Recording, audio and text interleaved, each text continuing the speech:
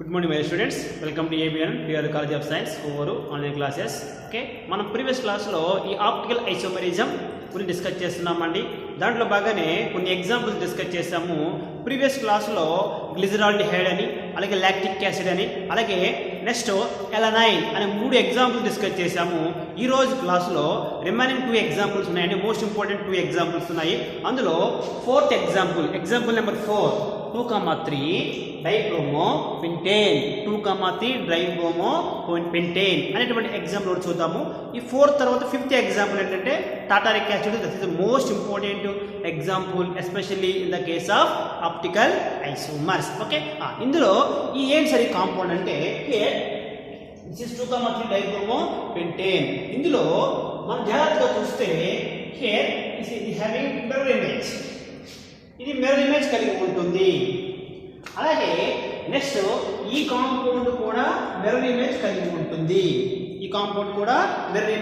ఉంటుంది. సో కాబట్టి structure 1 and structure 2 both are having mirror image to each other and non superimposable.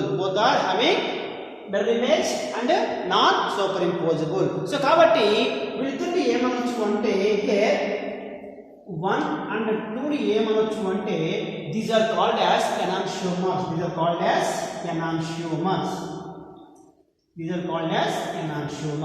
1 and 2 are called as enantiomers. Okay, next 3, 4 చూస్తే here also same mirror images are not superimposable.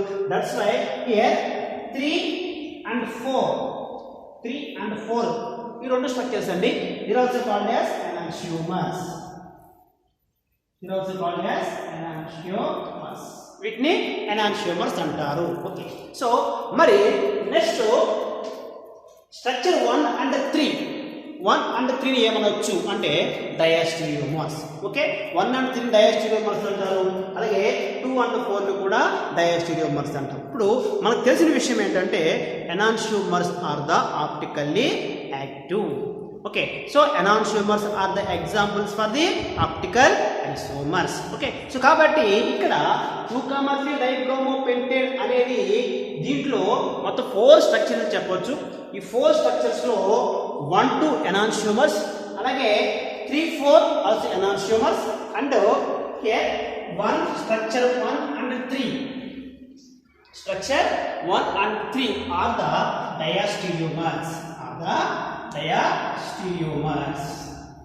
Structure 1 and 3 diastereomers, and అలాగే 2 and 4 also diastereomers.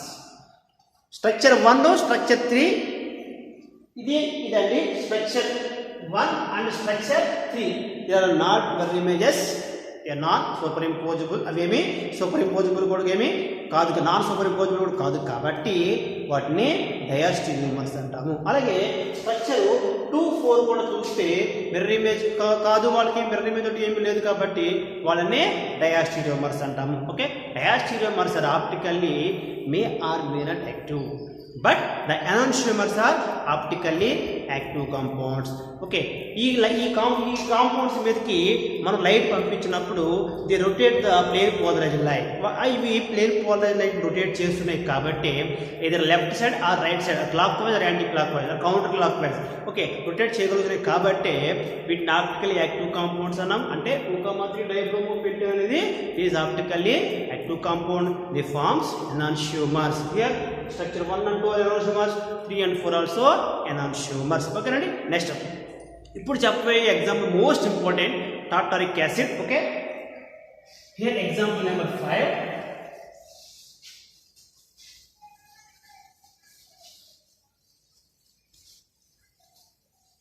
Example number 5 అండి, most important, the last example special in the case of optical isomers. Okay, example number 5. Okay, tartaric acid. Okay, ఈ tartaric acid లో అండి D tartaric acid ఉంది, L tartaric acid ఉంది, meso tartaric acid ఉంది, రెస్మిక్ tartaric acid, మొత్తం 4 ఉన్నాయండి. Tartaric acid లో ఒకటి డి టార్టారిక్ యాసిడ్, 2 ఓకే ఈ L tartaric acid, 3 meso compound meso tartaric acid, 4 racemic tartaric acid. Here D tartaric acid ఉంది, L tartaric acid ఉంది, meso tartaric acid ఉంది, అలాగే racemic tartaric acid ఉంది. 4 స్ట్రక్చర్స్ ఉన్నాయండి. Okay 4 types ఉన్నాయి tartaric acid లో. జాగ్రత్తగా డిస్కస్ చేద్దాము, మోస్ట్ ఇంపార్టెంట్ అండి. Okay so tartaric acid structure వేద్దాము. Okay here COOH COH here H ముందు D ఫార్మ్స్ చేద్దామండి. Okay here OH H COOH next COOH C here H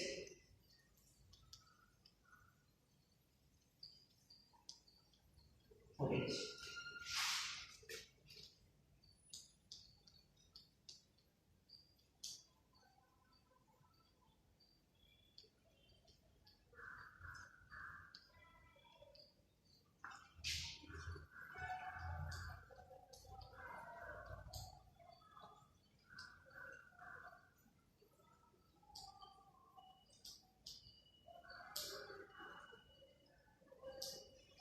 like this.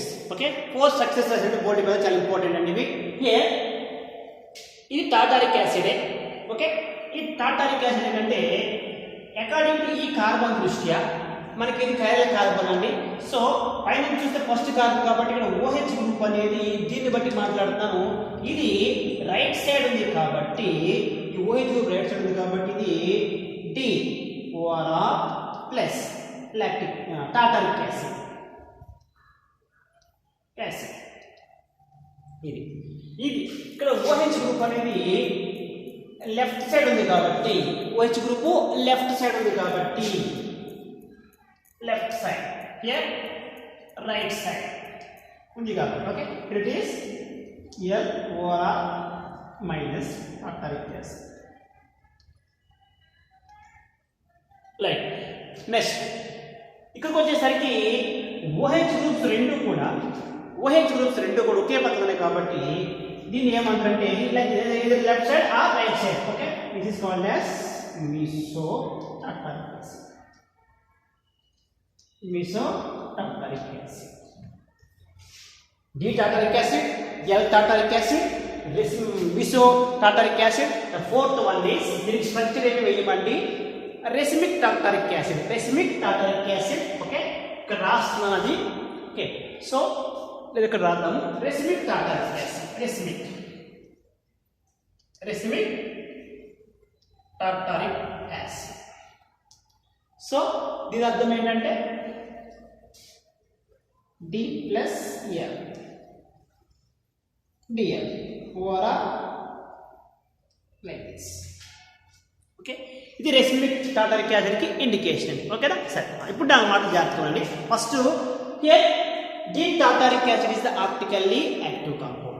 D tartaric acid optically active. ఎందుకు sir D tartaric acid optically active అంటే మనకి ఈ light plane polar light ఏదైతే ఉందో ఆ light ఈ కాంపౌండ్ మీద పడినప్పుడు ఓకే ఆ లైట్ని ఈ కాంపౌండ్ ఏం చేస్తుందంటే it rotates right side or clockwise direction. Okay so కాబట్టి ఈ compound plane polarize light rotate చేస్తుంది కాబట్టి ఆప్టికల్లీ యాక్టివ్ కాంపౌండ్. అలాగే ఎటు సైడ్ రొటేట్ చేస్తుంది అంటే ఇది రైట్ సైడ్ రొటేట్ చేస్తుంది కాబట్టి ఖచ్చితంగా ఈ compound optically active compound. Okay next L tartaric acid. Here also optically active compound. Okay, here also it rotates the plane polarized light. ఇది ప్లేన్ పోలరైజ్డ్ లైట్ ని rotate చేయగలుగుతుంది. సో కాబట్టి వీడు కూడా ఆప్టికల్లీ యాక్టివ్ కాంపౌండే. వీడు D tartaric acid optically active isomer. here also optically active compound. both are called as optical isomers.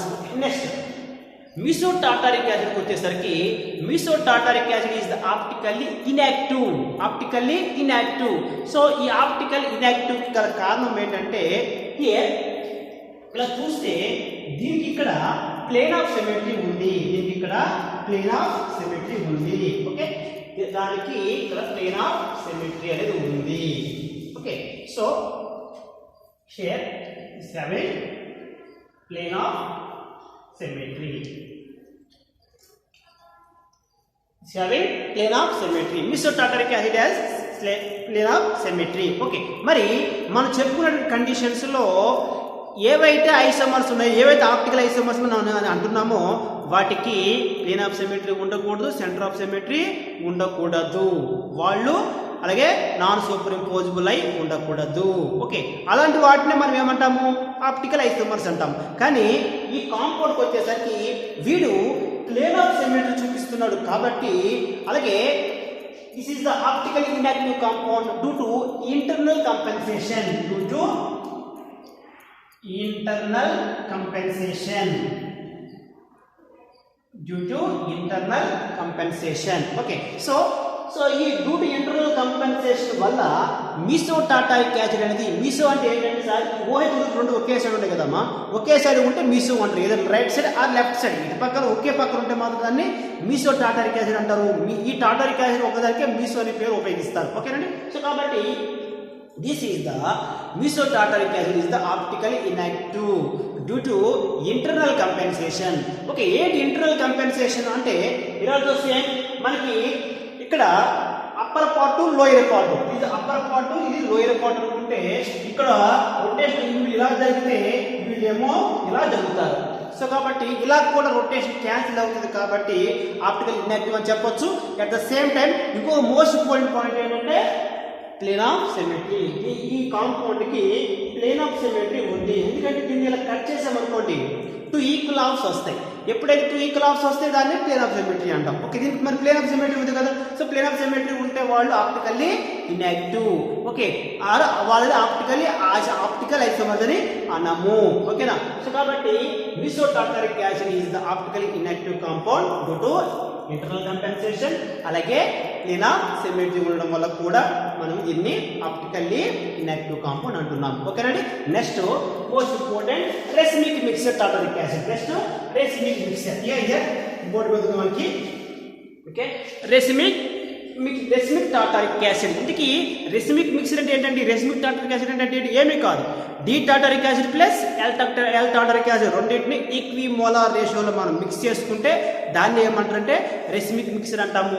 ఆ ప్రాసెస్ని రెసిమైజేషన్ అంటాము. ఓకే, సో ఇప్పుడు మన దగ్గర D form plus L form రెండు మిక్స్ చేసిన కాంపౌండ్ ఉంది. ఆ కాంపౌండే రెసిమిక్ టార్టారిక్ యాసిడ్. ఆ కాంపౌండే రెసిమిక్ టార్టారిక్ యాసిడ్. ఇప్పుడు ఆ రెసిమిక్ టార్టారిక్ యాసిడ్ అనేది optically inactive compound due to external compensation. Okay, దీనికి రీజన్ ఏంటి? దీనికి రీజన్ ఇదేమో ఇంటర్నల్ కంపెన్సేషన్, దీనికి వచ్చేసరికి ఎక్స్టర్నల్ కంపెన్సేషన్. ఓకే, ఏంటి సరికి సేమ్ అదే. సో ఇక్కడ కూడా అక్కడేమో క్యాన్సిల్ అయిపోతుందని, ఇక్కడేమో న్యూట్రలైజ్ అయిపోతుందని చెప్తాం. So here also optically inactive. Mesotartaric యాసిడ్లోనేమో ఇంటర్నల్ కంపెన్సేషన్, ఓకే, రెసిమిక్ మిక్సర్లోనేమో ఎక్స్టర్నల్ కంపెన్సేషన్. ఇక్కడ కూడా ఏంటి సార్ అంటే, ఈ మనం ఎప్పుడైతే మిక్స్ చేసినామో డి ఫామ్ ఎల్ ఫామ్ ఇద్దరు ఉంటారు కాబట్టి ఒకళ్ళేమో రైట్ సైడ్కి ఒకళ్ళేమో లెఫ్ట్ సైడ్కి రొటేట్ అవుతారు కాబట్టి ఆ విధంగా చూస్తున్న బోత్ రొటేషన్స్ ఆర్ న్యూట్రలైజ్డ్. ఎప్పుడు న్యూట్రలైజ్ అయిపోతాయో ఆటోమేటిక్గా మనకి అక్కడ అది ఆప్టికల్లీ ఇన్యాక్టివ్ అయిపోయింది. ఎందుకని ఆ ప్లేన్ ఫ్లోరైడ్ లైట్ రొటేషన్ లేదు, క్యాన్సిల్ అయిపోయింది. ఓకే, న్యూట్రలైజ్ అయిపోయింది. సో కాబట్టి ఏమంటారంటే this is the racemic tartaric acid is optically inactive due to external compensation. ఓకేనండి. సో ఇక్కడ మనకి 4 ఉన్నాయి: D tartaric acid, L tartaric acid, racemic tartaric acid, mesotartaric acid. Okay, D tartaric acid optically active. Okay, optical isomers అంటాము. Okay, active అయితే optical isomers కాబట్టి. Okay, next L tartaric acid also optically active. Okay, no problem. Next racemic tartaric acid is optically inactive due to external compensation. At the same time, mesotartaric acid is also optically inactive due to internal compensation, and they having plane of symmetry. Okay, ready? So, okay. Here, number 1 first example, second, third, fourth, fifth, మొత్తం 5 examples ఉన్నాయండి మనకి optical isomer సంబంధించి. Glyceraldehyde, lactic acid, alanine, tartaric acid, 2,3 డైబ్రోమోపెంటేన్. ఈ 5 examples more important. Okay, వీటిని మీరు జాగ్రత్తగా గమనించి observe చేసుకొని ఓకే నీట్గా ఏమాత్రం కన్ఫ్యూజ్ ఏమీ లేకుండా మీరు ప్రిపేర్ అవ్వాల్సి ఉంటుంది. ఓకేనండి, థ్యాంక్ యూ.